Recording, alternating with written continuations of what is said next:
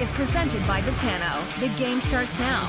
Here are your hosts, Brent Wallace, Jason York, and Bobby Ryan.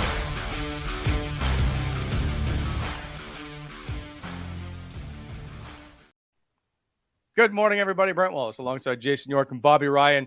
Two guys who don't make the same money as Jake Sanderson. Get right into her. That's thanks for that tips. Yeah. That's a pretty good deal for Jake, but we'll get to it later in the show, I promise. Yeah. All right. Wally. Yeah, buddy. What the hell is that on your what are you that's wearing? My name tag. That's Employee of the Month, September 1990. It says my name. It's when I worked at Canadian Tire. Come on. Yeah. You still have it? Yeah. Well, why would that's like the only award I ever won except the participation badge.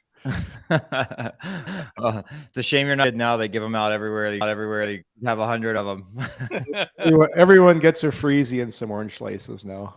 Hey, everybody's a winner. All right, we pissed people off right out of the get-go. All right, guys. Welcome to the show. We have Cheryl Pounder standing by, and we'll get to her in one sec. We will discuss lots going on. We didn't plan on this Jake Sanderson deal last night, but we were going to talk D. We'll do that. We'll get to women's hockey. We also have some questions for Cheryl to see if she's awake this morning. So I appreciate everybody stopping by. And now let's welcome in one of the best voices and minds in all of hockey, Cheryl Pounder, little world champion, Olympic star. I could go on, but you're the voice of EA Sports now for hockey. Where does that rank? Oh, that's, you know what, Wally, it was kind of surreal how it all came about, but I can certainly tell you for once in my life, my kids find me cool. And I did do this when I had the opportunity to interview for the job, and I spoke to them and they're like, Mom, you've got to do this. You've got to do this.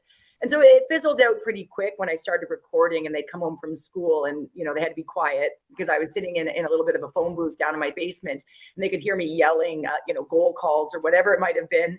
And it would come through and they couldn't even watch television upstairs.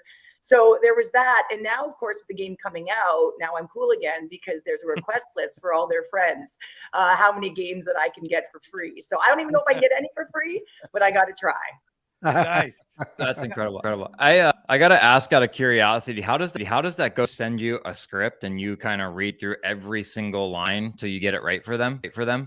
You know what? No. So it's so different. So essentially what happens, which is what you have to wrap your head around, and Ray Ferraro had mentioned this to me, is that there's no visual in front of you, first of all. Okay. So imagine as an analyst, you don't have your eyes. So you don't have your sight lines. So as an analyst, you're looking for trends. You're looking for the play before it happens, once it's happened, trying to break it down after it happens. And in this scenario, they basically just give you one. So puck is shot wide, go. And you have to think, be creative, envision the situation in your brain. But if you are too descriptive, and you're envisioning something like, it's a toe drag, he pulls it outside the dot, and if you say you start over because we may not know the gender of the athlete. And then, of course, if I say, he steps outside the dot, or he delays, they're like, well, we don't know that he did that. Oh man! So it has to be more generic. Without a visual, it's actually to be pretty creative, and then you have to fill the buckets, what we call them, in order to have different scenarios or different ways in which it's said, because otherwise it'll be too repetitive. That's impressive. So in terms of a script, I do have certain scenarios that Ray would have said in those instances, but you don't read them. Okay.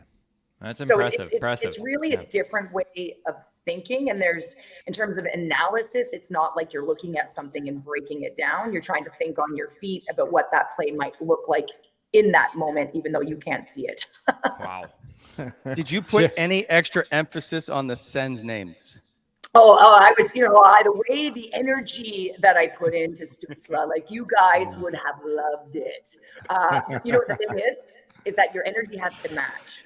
So what they do is, it's not like I can say, I know that Stützle's playing in the moment, so I can't be like, oh yeah, I mean, he is so dynamic. That puck is like a string on him. He can shift left to right. Look how he opens up ice.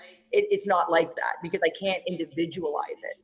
So you have sort of a phone book where you have to read all of the names, but the energy has to be consistent to what you said in your content because they have to stitch it together. So you didn't do Sanderson. And then my content goes, and right, it doesn't match. You can tell it's been stitched. So it has to flow seamlessly where you would never know that those were two separate recording sessions where they've stitched the names or the community name or the team name to the content. What's the one name that you didn't like to say? One name I didn't like to say? Yeah, or that. Well, the women are in the game now, so I played for Canada, so I'm not going to go there. I'm not going to open that whole ball of wax. But yeah, there was a few where you're like trying to get it out, and you're like, That's good. Well, congrats. That's a pretty big deal. It's always fun when the kids get excited with whatever the parents do, because usually, like, same for me. I would interview all kinds of athletes, and then one time I got to meet Flo Rida, and they were like, "Oh my God, you're so cool." Yeah, didn't give a shit about what I did. It really is. It's surreal. It's really neat, and I'm recognizing now how big this gaming community actually is. I played Atari, guys. Like, I'm old, so I had. I was a champion at Frogger, and I'm still the Pac-Man world champion, I might add. At the Olympic Winter Games, I was the Pac-Man world champion. Where there's Cheryl, I always thought Miss Pac-Man was better. No, absolutely. Right? Sorry, I should have clarified. Miss Pac-Man. So two things. So I really enhanced my skills, how quickly I could maneuver that joystick when I was at university, because we had a tabletop at the bar that we used to go to. So you could sit your beer down on the actual tabletop and go head to head to any challengers while you were drinking. So that really worked for me. So then when I finally got to the national team in the Olympic Winter Games, they had an arcade. And the only treatment that I needed was the blisters that were on my hand from maneuvering this joystick so that I could retain my Olympic champion, as I called it, in the arcade. After I won the gold medal at some point too, I was back in there trying to make sure that I didn't lose my positioning.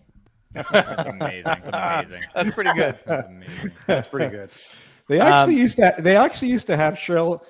I think you and I are around the same age. They had the one, speaking of the Olympics, they had the one video game where you could compete in all the Olympic events too, where you had to get both hands going to pick up speed. I'm trying to remember what that name of that game was, but anyways, we're dating ourselves here. Yeah, we are dating ourselves, but yeah, I don't remember that one. I think it was Galaga though. That was the simultaneous game that was on Miss Pac-Man when we were at the Olympics. So I'd have people waiting behind me to get on and play.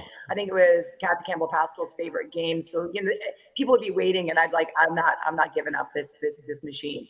So Galaga was awesome. Galaga was incredible. Bobby's like, what are you guys talking about? Yeah. I was like, you guys played Pong too, right?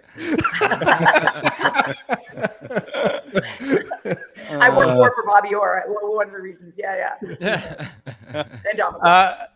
Well, this is going to ruin my last question of the day, which I was going to say, do you have any hidden talents? But we now are just figured out what it is. Pac-Man. I would like to think I'm good at karaoke, but I'm actually terrible at it. I just enjoyed it when I was young. Without a voice, so you can only imagine what that looks like. But the dance moves do come out at certain times of the evening. But I was a leg warmer and flash dance girl. But then again, we're dating ourselves back to the Island Paradise. So I don't think I need to go there either. Well, we did this last week. We all said what our song would be if we were going to do a karaoke. So what's yours? What's your go-to? Well, I'm certainly fashioned by Right Now by Gloria and Flashdance. But when they come on, of course, Journey, I wait right till the very end, guys. So Journey, when the clothes and the lights are coming on, it's interesting. I busted out. Yeah. I do remember doing You Lost That Love and Feeling when I was young, but unfortunately he turned me down. Okay. We're moving on to some Sens chatter now. Everybody's like, what is she talking about? I know what she's talking about. Listen, it's everybody here all covers the team, all knows the players. Cheryl, I'm going to get your opinion first. Jake Sanderson signed his monster deal last night. Puts him going into next season. He'll be the third highest paid player on the team. They lock up. They now have 8 guys on their roster locked up: 4 forwards, 3D, and Jonas Korpisalo as a goalie until 2026-27. Can you tell me what you think of the deal for Jake Sanderson? I mean, I'm a huge proponent of Jake Sanderson, so I think this is great. And you know, of course, you're always going to have people say, "Oh, he's played 77 games, and you know, don't you need more of a window? And what would you paid him even if he had a fantastic year? Would have you been in around the 8 anyway?" But for me, I mean, the Senators' blue line has been lean in the past, and this is the one area in particular where there's been constant question marks around making sure there's a solid top 4, making sure that this is a group that can not only play in their end, but activate offensively. And you've got a guy here who came into the NHL, and I can honestly tell you as a former defender, just watching him in the eyes for detail, that he makes it look easy. And so when you have a skater who's dynamic, who's mobile, who can move the puck and makes it look easy in his first year, it's incredible. I mean, playing in all situations, whether you're on the PK at the end of the year, on the power play, and you're talking about a guy that can gap up, that can track back, knows where to be defensively, in my opinion. And so he's got all of the elements. And so for fans who don't watch the Senators as often, I can understand where you could look from the outside and say, wow, that's a whopper of a contract. But with the cap going up, with all the guys that you've secured, and for me, he is just so solid. And in terms of defenders coming into the NHL, you know, the pace of game and transitioning in it is such a difficult position to transition into, because inches can mean you get burned. The way your toes turned and your stick is, just the minor details that can have a huge impact on your defensive game and how you activate. And yet this guy managed that.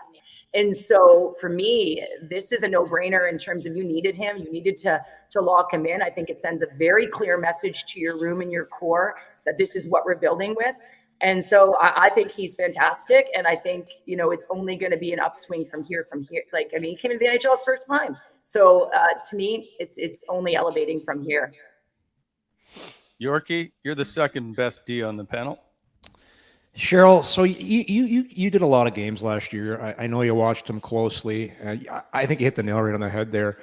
You think you should have got more love in that Calder? Because he's one of those players, as you just mentioned, you really got to watch him, and you can't just look at the stats. But would you have given him some more love for the Calder? Absolutely, I would have. And you know, when you look at the game, I mean, we see in this game, we see the numbers, right? We see the points, and they will come. I mean, I think his offensive game is going to come, in particular on the blue line, where I think he can maneuver, manipulate it very well, but it's also going to be his exit pass that I think he's going to jump in from. So for me, absolutely. Because often we see, you know, that big shot, or we see the flash. This guy is steady, and that is so hard to find in today's NHL, especially coming in where a guy can manage the defensive side of the game first. And so for me, absolutely. Again, I'm more of looking at as sort of a complete defender, and I would say that he should have been part of that conversation. Cheryl, do you know what? And I remember some of the highlight packs you did last year, and it's something I always watch when defensemen first come into a league. They get the puck and they want it off their stick as quickly as possible. They put it up the boards. They just go to their partner. You remember some of those plays, some of those escape moves where he would have it and just do a spin escape, and they're like, all right, there's no other young defenseman in the league that's doing those things right now. But those things, like you said, those don't show up on the stats. No, they don't. And I think, you know, from a structure perspective, defensively, we could talk about that for the Sens, but in terms of how he created space for himself. And really those escape moves, that's what they're doing, right? But you have to have the poise and the confidence to recognize where your opponent is, where the pressure, what side it's coming from, and not panic with that puck and fire it away. And so you have to have a confidence, sort of an internal confidence. And, you know, coming into a league, or it doesn't matter what league or what team you're on, whether it's a national team or you're coming into a rep team and you're 15 years of age for the first time, you know, that the angst that goes with that. And this this guy has this sort of what's sense it is to be able to do those moves. Not only do you have the skating ability and the edge work, I think there's a heavy IQ there. And I don't think that he gets enough credit for his IQ and how he possesses that puck. And so when you pull off an escape like that, you've created space. Now all of a sudden you've given an opportunity for your forward group or your partner to jump to an area where now that puck can be moved. And so now you can gain speed. Now you can get exits. Now you can transition. And so his transition game to me, because of that, I think that I'm looking at a future for him that we really aren't sure where that ceiling is. Yeah, absolutely. Yeah, I don't think it's out of the realm for the number one defenseman here in a year. I mean, he was close. I mean, you'd have to have a conversation about it last year, wouldn't you guys? I mean, you know, no disrespect. I've talked a lot about Chabot and the way he can manipulate the offensive blue line, all of those different things. But again, you know, I think you could have in many different areas had a good conversation around who was your best last year.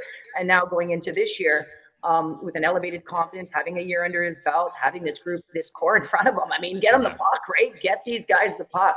And that's got to be the biggest thing, because this is a group that certainly can possess the puck, possess it on entry, hold it, make plays through the middle of the ice and fire it home. I mean, there's a ton here.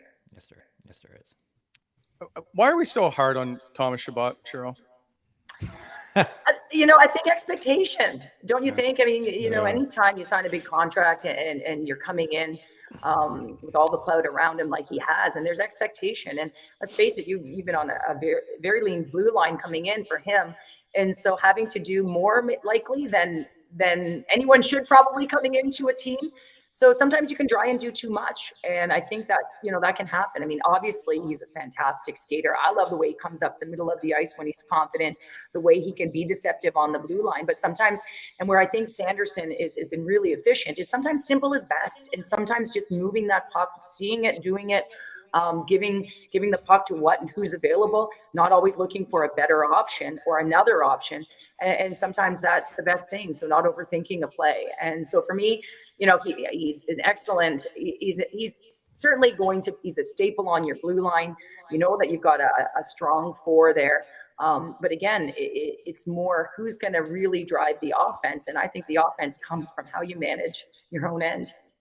Wally, Wally, Ottawa loves having a whipping boy, though. Since there's always been somebody, you go back to when Redden was with the team, he was a whipping boy. CC, poor Cody got it. And now look at him. He's in Edmonton, having a great time there, just doing his job. But hey, Cheryl, it just seems Canadian cities love to have a whipping boy. Yeah, you know, you're passionate about your team.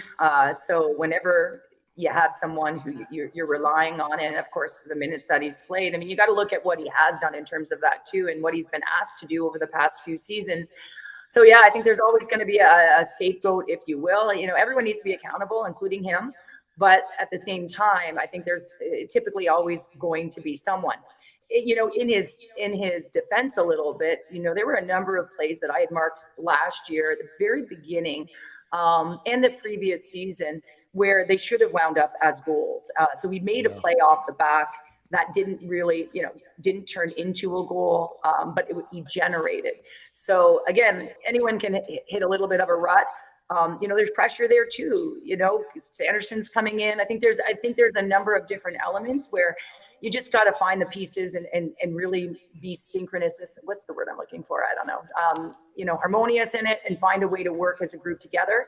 But I think this has got a real good feel to it, this back end right now. It's certainly, I mean, imagine guys, when we were talking a year ago, before you got Chychrun, what we were looking at, and now Sanderson is in, I think it's looking pretty good. Mm-hmm. Is Eric Brannstrom in your top six? Oh, guys, come on. Careful, Cheryl. Throw it out there. A lot of franchise fans are listening. Yeah, you know what I would say? I thought his game came a long way last year. I think, you know, again, for him, I think there's a style that he has to play that can't be taken away from him either. And so, you know, he is very good at jumping through the middle of the ice. I think he's very good Obviously, when he's on his onside, he can make plays. He can come up the middle of the ice. He can create. He can activate. He can jump. So for me, that's how I see him. I see him exiting through the middle of the ice. Obviously, he wants to get off the wall if I'm him. So I think that, getting out of his own zone, I think that's big. I think when you're talking about defense, I thought he did a better job of defending with his feet. Obviously, he doesn't have the size. So you have to use your dynamic ability and your skating ability to defend with your feet. Thought he did a better job of that, trying not to outmuscle guys, taking penalties, using his feet. So again, I think he's a puck mover. And if he moves it and they allow him to play in that realm, I think he's part of the six. But when I look at someone like Clevin and JBD, Clevin's mean and tough and you need those pieces too. So it's a matter of what they're looking at here for that third pairing. Hey, Cheryl, I'll give you, we discussed this last year, all kinds of opinions. Fast forward, Ottawa's a playoff team. You got that top four, Zub, Sanderson, Chabot, Chychrun. You comfortable with Brannstrom in a heavy playoff series playing in your bottom pairing? Probably not. And again, it's about the physicality of the game. So you have to be very, very quick. You have to process quickly and move that puck quickly, which means you got to get back to it first. And so I think if he's going to be part of this, and if you see this as a group, I do think you can likely have one. Like, I think you can have a smaller guy, but he has to have feet. He has to be quick with the puck. He has to anticipate and skin real fast. And so if he can show that decision-making, getting back to that puck first, moving it quick, all of those different elements, there's the question mark. Because it's all, puck movement, how much play is below that goal line and net front and along the wall. It is just so hard and heavy when you get to those playoffs. Yeah. Finding the middle of the ice, people are fighting for it. Teams are fighting for it. So much more happens down below, and that's where you need that heaviness. And so there is a question mark around that. I agree. So is that D good enough to be a playoff contending top 6, 7? I think you have to see. Now, you should just say Corporate Salo will be the difference, because if you have a great goaltender or a guy that stops the puck, then everybody looks good.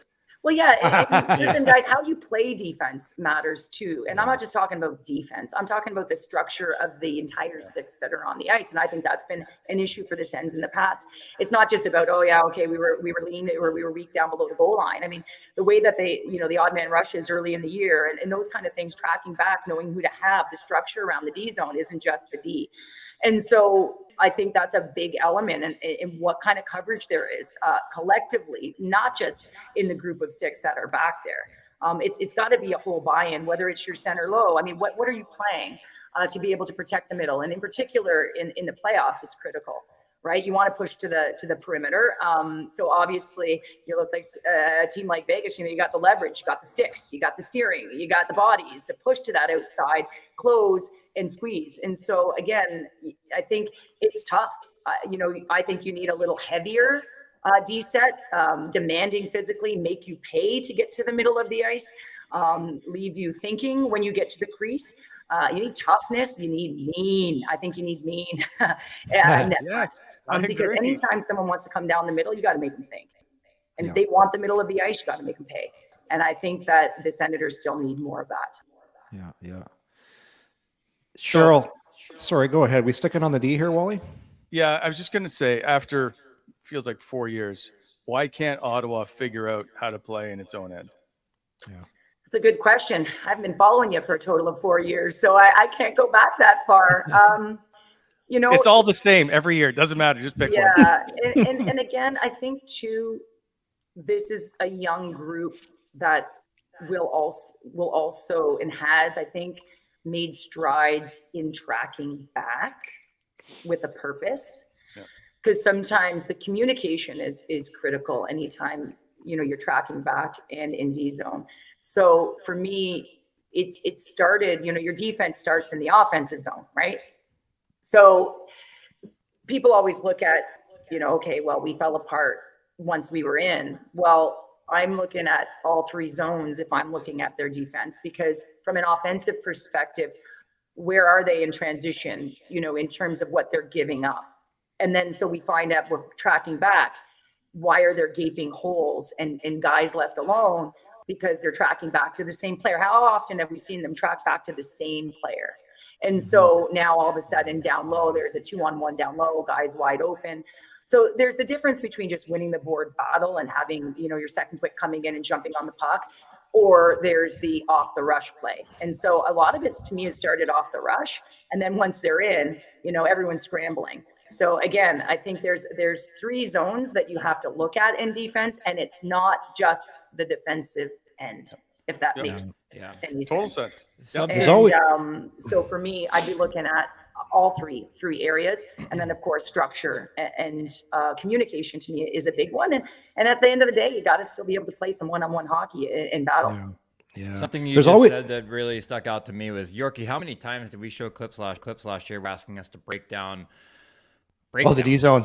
And it was guys coming back in over tracking and tracking to double ups, and maybe your first guy's late, but your job is not to correct his mistake. You're compounding and making another one that's going to get you 3 passes down the line. And I think you hit the nail on the head. They double up and they over track all of the time. Well, someone decides to, I got to go there because, someone's lost their man or over tracked or aren't there. So then they do, but then another one does as well. The one that, was the late one or tracked back incorrectly.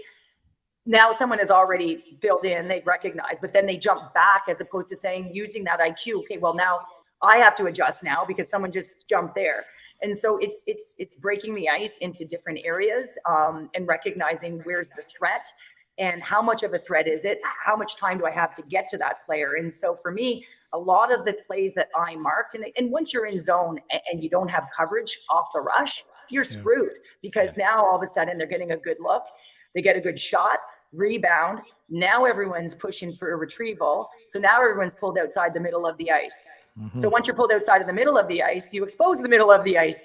And so if you're not first to that puck, so I think a lot of it has to is that tracking back element. And again, that was in the games that I did for the Senators in particular early and the previous season, I was noticing a lot of it off the rush in terms of marking.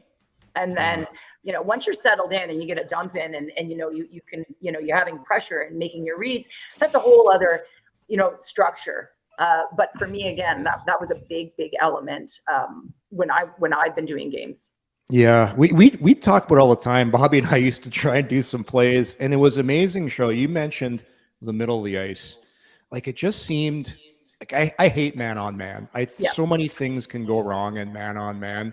But when things went wrong, I was like, where is the middle of the ice? It's wide open. It's sometimes you overwork. And you remember, Bobby, we showed some of the plays of the forwards going up to the point, up the boards instead of through the middle. And the D would chase around the forward, get beat, no layers. It just seemed like it was chaos at times.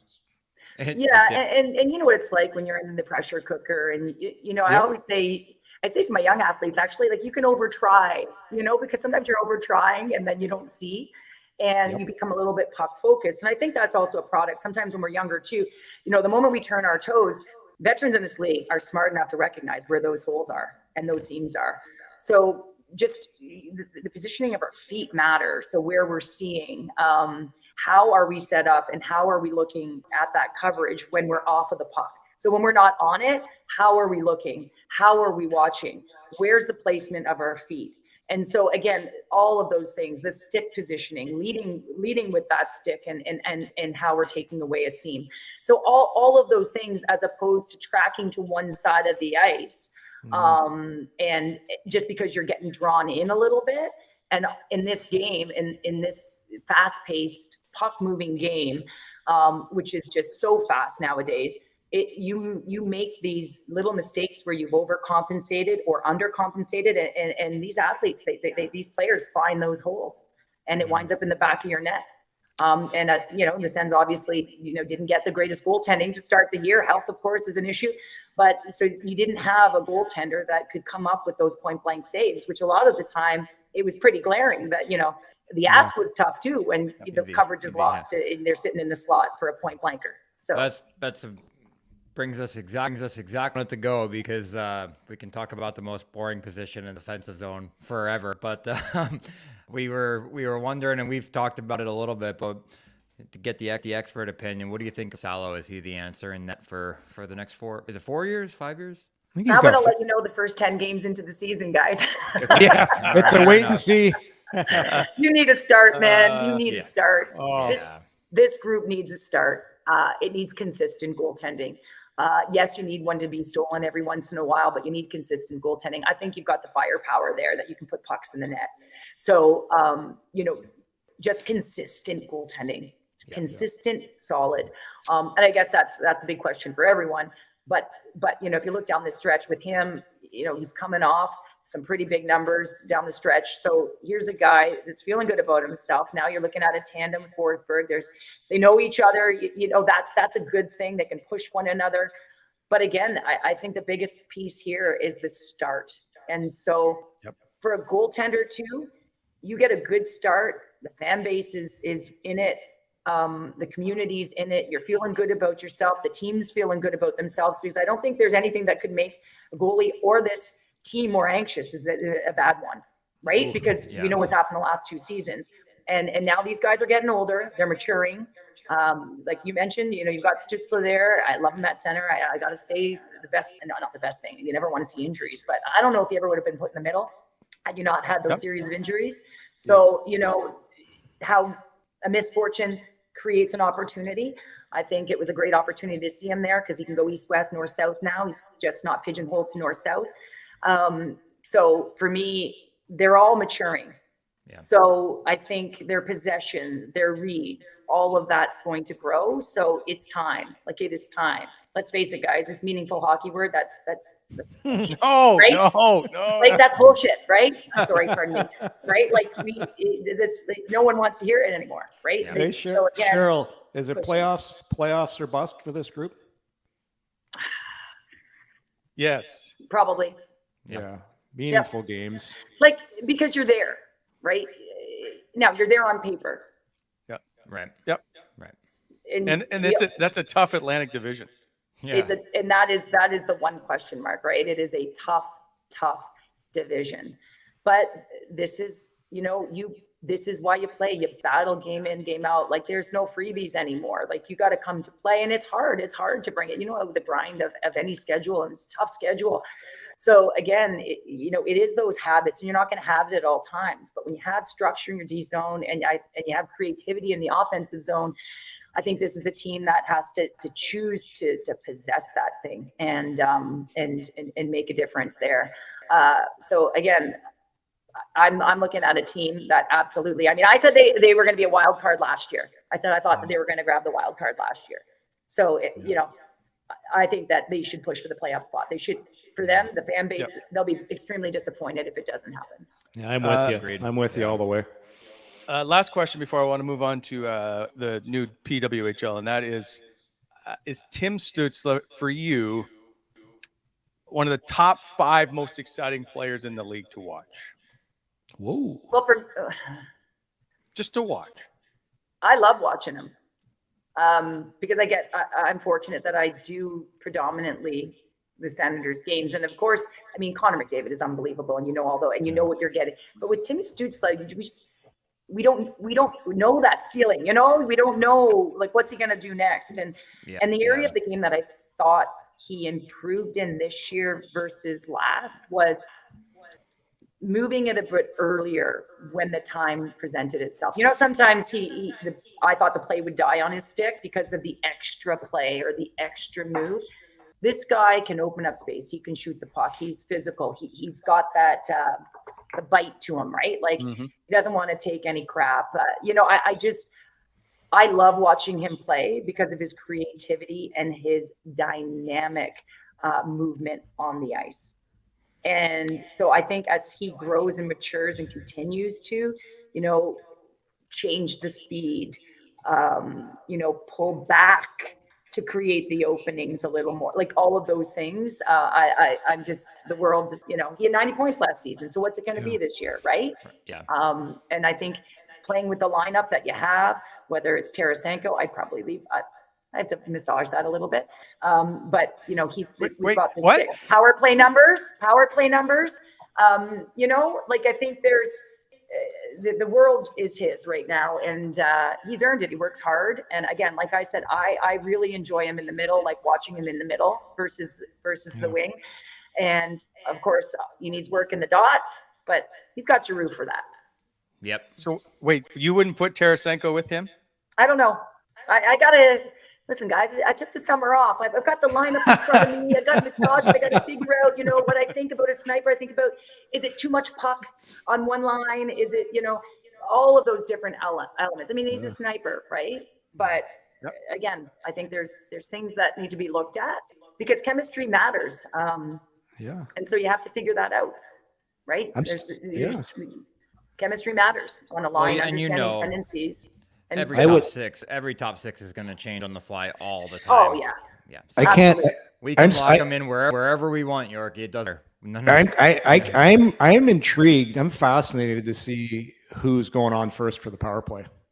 I know. There's so many guys. There's so many guys, and which is a great problem to have, right? What were you, 8th in the NHL last year, in around 23%? I think they were good. I can't good. remember. I think that was where it was around there. So you know, you've got the talent, the shooters, and what you want on a power play is the layers, more than one option, right? So you keep the PK guessing, and so that's the big thing for me is you know, you have a couple options that are real threats, whether they're shooting threats, whether you work at high, whether you work at low, and that's where I mean the danger and the potency of these units. I'm really looking forward to it.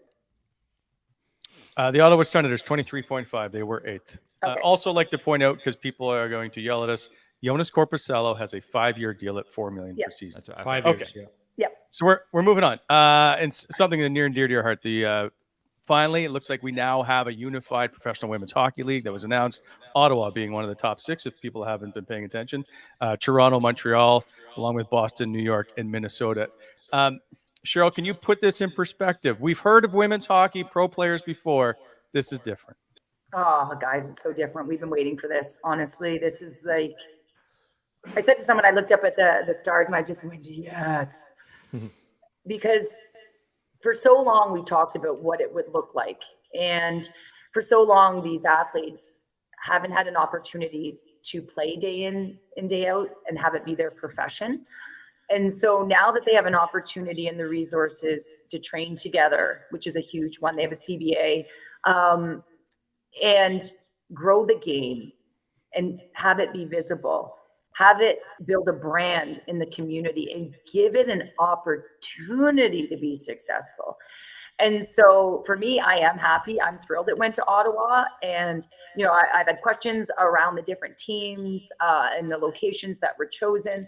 But I think the fan base is very passionate. And when you look at the corridor of the female game, you look at Canada, you know, you look all the way into Toronto, Montreal, that whole corridor, Gatineau, like that whole corridor is hockey hot in women's hockey. And so you're going to see the best athletes in the world in the females game play against one another. So this is a best on best league. And how often this is coveted. It's best on best. And so now, you know, I coach female hockey. These women have an opportunity to watch these other women play. They have something to strive for. You know, you don't just have to hang up your skates after college or, you know, whenever that may be when you're in your prime.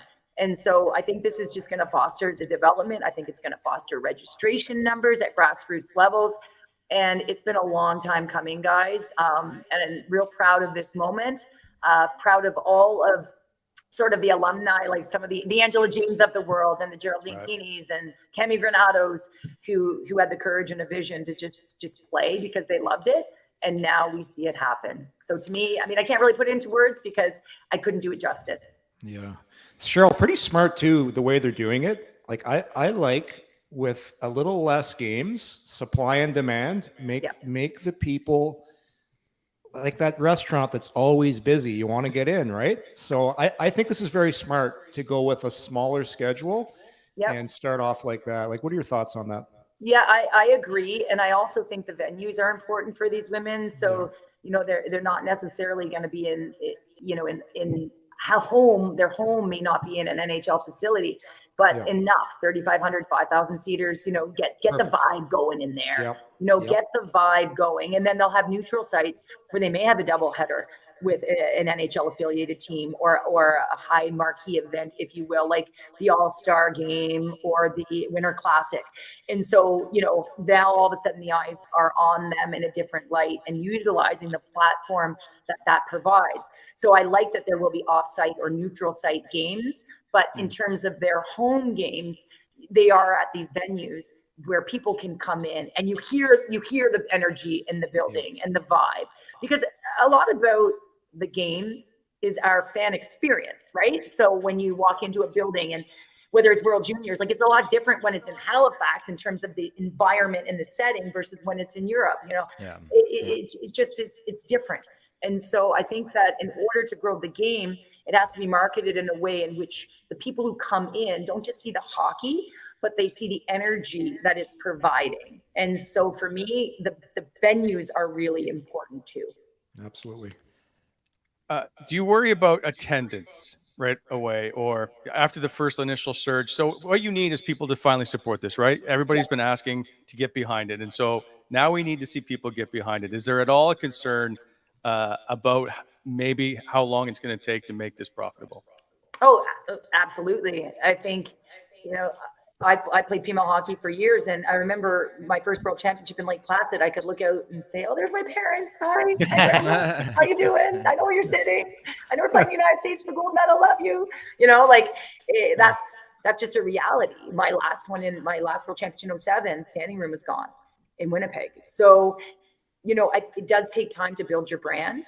I do think there's a lot of momentum right now, but people still got to buy a ticket. They got to buy the ticket and get in the building. And I think that's going to take a little bit of time. I think there's initially going to be an excitement around it. So the first few games you could see that sort of, the buildings be a little bit fuller, but it's about brand too. I think, being strategic about some of the players you have in those communities to build around as well. It's important to have a brand, and Brady Tkachuk and Stutzler are playing road hockey with the kids outside, in the driveways. Yes. What that does, it galvanizes the community and they want to cheer for you. And I think that there are a lot of women, that will do these types of things and galvanize community, but the brand around them too, right? Sarah Nurse is in Toronto, not only an amazing hockey player, but they already, like the city knows her already. So the interest level around it, the marketing. So I think there's those elements as well, because we wanted these names to become household names for the viewers that enjoy that game. And so that's our job, as media to bring them to light as well. And so that little girls, little boys, whoever you are, that want to watch, they have that opportunity. And it's interesting. I said something to my kids, like they watch the NHL and now they have the opportunity to watch the women. And what I love about it is that they have a choice who they're going to want, who's going to be their favorite player, right? So if their favorite player is Brady Tkachuk because, they just love the way he is and, his feistiness and below the goal line, because I'm always pointing out different things about different athletes for them, or that it might be Aaron Ambrose or Emily Clark, Jamie Lee Rattray. So it's a choice. And so what I love about that is now there's an opportunity for them to watch both and have a choice. And I'm really excited about it. I'm not going to lie. Hopefully get to do some of the games. And it would be great to be able to come to Ottawa and do them. I know when the rivalry series was in Ottawa, it was incredible in terms of, it was full and there was energy. And so looking forward to there's it. tons of support for women's hockey in Ottawa, without question. What's Wally? I don't know the answer to this. I know in Ottawa they're talking about potentially a TD place. What building are they talking about using in Toronto? They've only announced Ottawa. Yeah. As far as I don't know the venue that they're going to use yet. I think they will be at Mattamy a little bit. But again, because of the neutral site games, I think with the Leafs, it'll be interesting to see where those neutral site games go. 12 home, 12 away. And the schedule will increase next year. and we'll start earlier, but because of the, everything around, ratifying the CBA and making sure that it was all a go, they decided that the January start was best. By the way, lots of people in the chat would like you to be the D coach for the Ottawa Senators. So if you don't have anything else to do with your time, you're more than welcome to come to Ottawa. Awesome. Cheryl, we appreciate your time as always. Enjoy these chats, and so we look forward to maybe getting to do this again as the season gets underway and the Sens are off to a 11-0 start. Yeah, you know what? We'd love to hear that, because when you get to work these games, it's much more enjoyable too. Yes, it is. Absolutely. Yeah. Thanks, Cheryl. Awesome. Take care. Thanks, Have a guys. great Have a rest of your great summer. one. All right. Thank See you you, so Cheryl. much. There goes Cheryl Pounder, who does a fantastic job on the TSM broadcasts. All right. She's fantastic. Yes. She's very good. Yeah, very. I truly believe she's one of the best voices to be an analyst in hockey in North America, without question. Smart, knows her stuff, knows the game, well spoken, and paid her dues. I should get her as one of my co-hosts. I've never really crossed paths with her. That's the first time I've actually had more than a 2-second conversation. I think so. Cheryl's great. She's good. Unbelievable. Okay, boys. NFL starting. We had a few things to chat about here before we go. So one, let's get to our ad reads, shall we? And let me just get through this. You guys are a couple as minutes. always, our show proudly presented by Betano. Go to betano.ca, download the app, and have the amazing world of sports always with you at Betano. Hundreds of live betting options, also live in-game betting and the most competitive odds in the market. Betano, the game starts now. Now, if you go there, you can see something else. They have this thing called 17 points. If your team is ahead by 17 points in an NFL or CFL game, then you've already won. If your team you picked to win is 17 points ahead anytime during the game, your bet will be settled as one, even if the opposing team eventually manages to win the game. So just go in. Terms and conditions apply, obviously, but go check it out. It's with 17 points ahead football. And that leads us to our pick of the day, our lock of the day, I should say, as the NFL gets underway. NFL starts tonight. The defending champs are taking on the Detroit Lions. So, Bob, you're the resident NFL expert. Who are you going to take? Man, I've struggled with this one. I'm a huge fan of it and the strides that they made last year. Like, I like them, but you don't Patrick Mahomes at home after what they consider their banner raising, right? Their little celebration. There's not going to be a lull. I don't. Travis Kelce's playing, so that does change things for me. But I'm taking Kansas City. If you're only giving up 3.5, I have to take them. Mahomes at home, game of the season, he's going to go off. It's only 3.5. Wow. And Kelsey's in. I thought he was hurt. We just did our fantasy draft last night, and they said he was in. Yeah. We'll take it easy with him. But Detroit's a lot better. Like, people are picking playoffs, and a couple teams couple people going a game or two. I like them. They found a way to be in every game, but they always fucked up in the last. Like, they lost the game on 3 play calls. So they were right there. But I can't take. I never bet against Pat Mahomes because he could go off for 50 fantasy points. Yeah, he could go off for 400 yards anytime he really feels like it. Yeah. Especially after watching that series quarterback, the prep this guy does on a week in and week out. Like, everybody just thinks he's this freak athlete that throws sidearm because he's just good at it. Like, did you watch? Did you get Wally? Have you seen that series quarterback? Yes, I have one episode left, I think. But you know what? I didn't like the Atlanta Falcon quarterback. I thought you were going to say Mahomes' wife. No. Mariota. Yes, Marcus Mariota. Really? Hey, okay. They must have paid him a lot of money to do that, because I'm watching it with my wife and she's like, what a loser. Like, they portrayed him as such a down in the dumps guy. Yes. It kind of did. Yeah. But he didn't do anything to actually make you think otherwise. No, he's kind of But it was like, wouldn't all three of those guys have sign off on all the content that was put on? And you're watching that, and I'm Mariota. I'm like, you're going to put that on about me? So at the beginning of here's what probably happened with this one. At the beginning, you signed a contract of what is and isn't going to happen or whatever, and you agreed to it. And then once the recording starts, you don't get a say. I don't know. I I guarantee. So no chance. Mahomes must have got to watch that because That depends if it's in the deal. It was perfect for him. Like he was like anyone. Yeah, but that's who he is. Yeah. Like he is a marketing machine. Either. Yeah, he's just that guy. Cousins was great too in there. Oh, I wanted to dislike him, and I found myself on towards cheering. But it's amazing. It's amazing how those two guys did. And then Mariota's like, no, I'm just home in Vegas. Team's hanging in there. I'm like, okay. So yeah, totally. And he got another job. Somebody re-signed him. Like he's he's badly. But you know what? Nonetheless, that's my lock. Kansas City minus 3.5, and I'll be winning. Yeah. Okay. And so what about the over under? I think it's 53.5. I'm taking the you know what, weak little skitty. I'm taking the under. Okay. I'll go KC over. KC over. Okay. Fair enough. I'm excited for it to start. The NFL season's always exciting. Also, if you're not busy tomorrow night and you're in Ottawa, the Red Blacks play the Hamilton Ticats. The end of summer bash, they're calling it. I'll be there, so make sure you show up. One other thing I forgot. Our other BEI.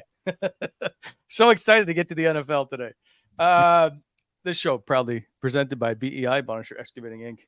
By the way, they are hiring. They also do equipment rentals, aggregate and topsoil sales, custom crushing and screening. Check them out for all your aggregate needs. 613-432-1120, BrannstromExcavating.com. They are helping to shape the Ottawa Valley. And Bobby? Construction zones. Slow it down. You nailed it. So we will see you next week as training camp draws near.